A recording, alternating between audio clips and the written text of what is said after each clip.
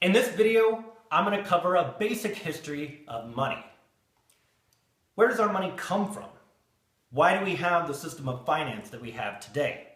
In my opinion, our financial system is archaic compared with the advancements we have made in other fields such as science and medicine. Before we get started on our history timeline, I also want to cover the difference between money and currency. Currency refers to the paper bills that we have in our pocket today. Money refers to gold and silver. So economists have settled on 6 traits that a currency must have. It must be a unit of account, it must be a medium of exchange, it must be portable, durable, divisible, and also fungible. Fungible means I have $1 in my pocket, you have $1 in your pocket. Both dollars will buy the same amount of goods. They have an equal value. Money, as gold and silver, has these traits, but is also a store of value.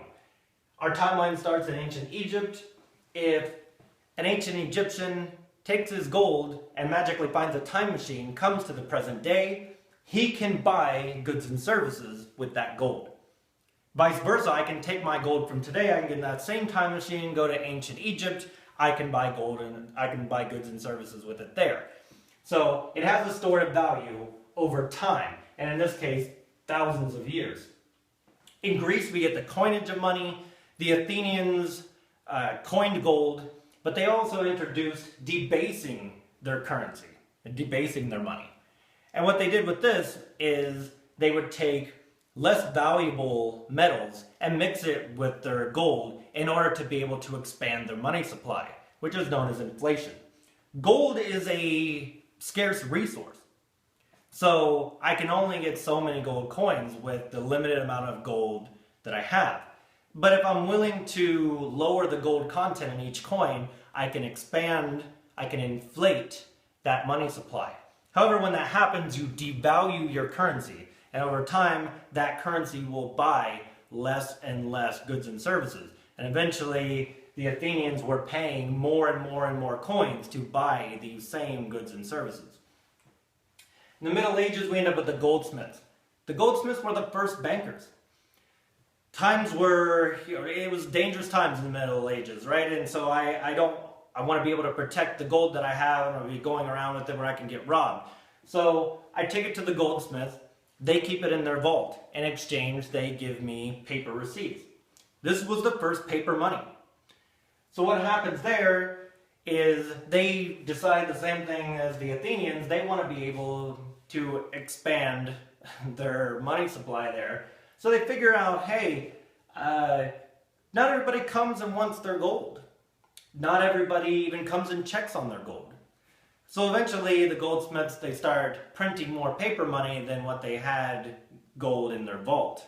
Over time, the public starts to catch on, prices start to go up, people start to realize that there's more paper outstanding than there is gold in the vault. They then start the run on the bank or the run on the goldsmiths, and everybody wants their gold back.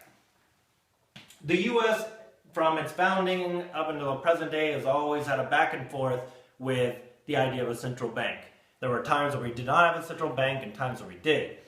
However, our present bank, the Federal Reserve, was founded in 1913. They have also implemented inflation in their history, all the way up to the present, where they're inflating on an astronomical scale. Since 1913, the dollar has lost 95% of its purchasing power. So why is there still a demand for dollars? The U.S. has been the world's reserve currency since the Bretton Woods Agreement after World War II. What happened there is that in World War I and World War II, Britain and France sent their gold to the United States in order to finance their wars. At the end of World War II, the U.S. was the largest holder of gold in the world. So what they decided at Bretton Woods, New Hampshire, was that from there on out, European currencies would be backed by U.S. dollars, and then U.S. dollars would be backed by gold. At any time, if any of the European countries wanted their gold, they could come exchange their dollars for their gold. After the Korean War had started, we got into Vietnam, and all the implementation of all the new social programs in the 1960s. It didn't take the Europeans very long to figure out that we were printing more dollars than we had gold at the Federal Reserve. France was the first country under President Charles de Gaulle that wanted their money back, wanted their gold back. France starts demanding their gold.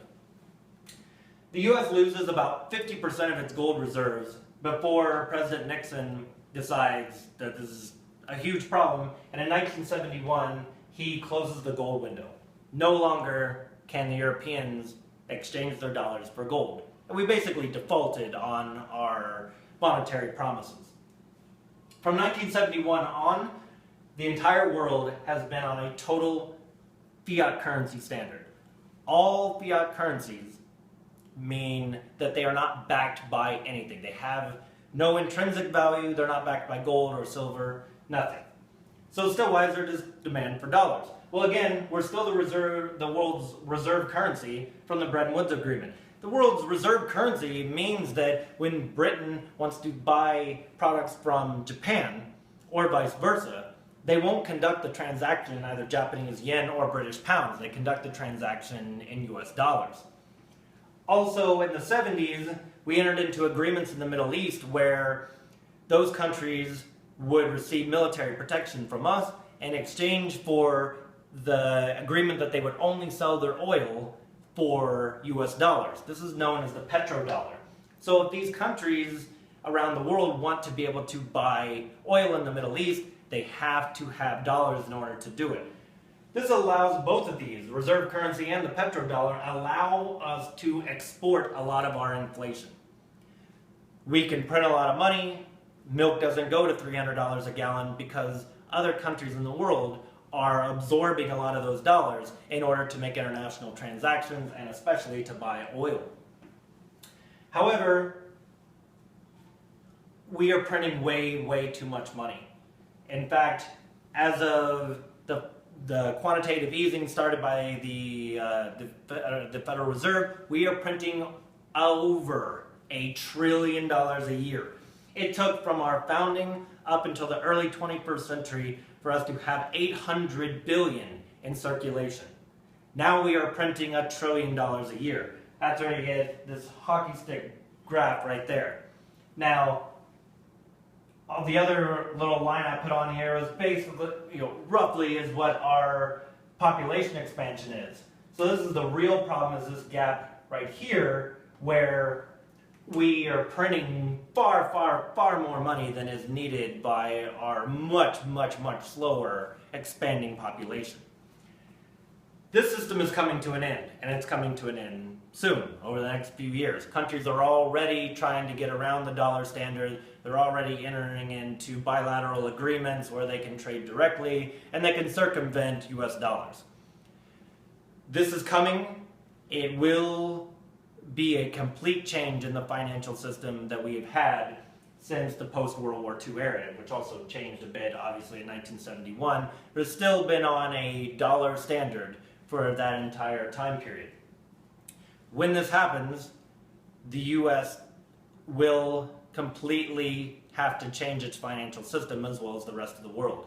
We need to start figuring out what we want that financial system to be, and also taking steps in our own personal lives to prepare for what those changes will bring. Thank you.